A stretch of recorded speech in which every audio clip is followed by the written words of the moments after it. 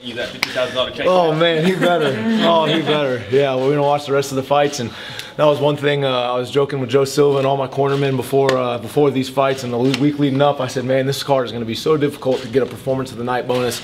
You got Uriah Faber on it, obviously. You got my boy Gilbert fighting, this Mr. Showtime Anthony Pettis, and then you got the two studs at welterweight, and I think I just wrote myself the check. I don't know. Raquel Pennington's performance was pretty damn impressive too, so we'll see how the rest of the night goes. How did you feel in there after such a long hiatus? Man, like I was telling Mr. Hawani earlier, it was just the whole week leading up to it. I'm sorry, sir. I got it.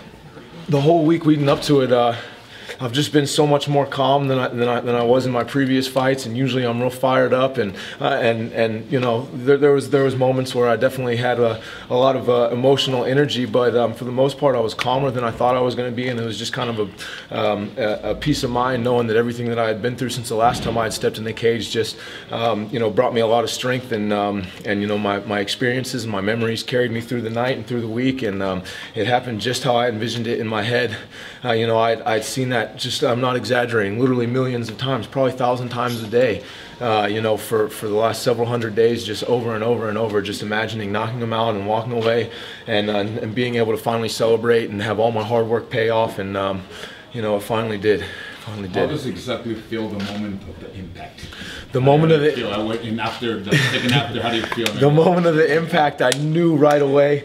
I knew right away. I knew, and I was just telling my corners before then. I always wanted a head kick knockout, and I always wanted a walk away knockout, like a Mark Hunt style. Just the confidence that the impact of the strike would put him to sleep, and it did. And I started celebrating, and I looked at Herb Dean just for a split seconds, just to make sure I didn't have to follow up. And I looked back at Eddie, and he was out, and he was out for a good little bit afterwards. So I wanted to check on him and make sure he was okay too. I know I was fired up at weigh-ins yesterday, and Eddie was really a gentleman throughout this whole thing, and you don't want to really hurt anybody that's a nice guy like that. And Eddie was a nice guy, but I'm happy that it ended the way it did, and I got that finish.